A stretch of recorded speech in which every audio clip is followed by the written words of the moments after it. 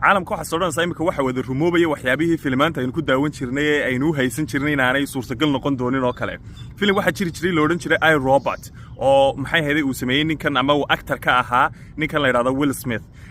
filmkaas wuxuu ahaa robots amaba muxuu ahaayay humanoid robots marka robotska filmka ku jiray waxa loogu talagalay inay dadka u adeegaan okay oo shaqaale dadka u noqdaan oo waa robot amaba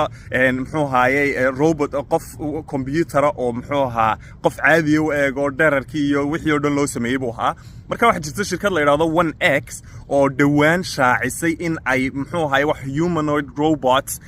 inay samaysay oo shaqaale ah oo wax qaadi karaya oo ordi karaya oo qofka waxyaabo badan ka caawin karaya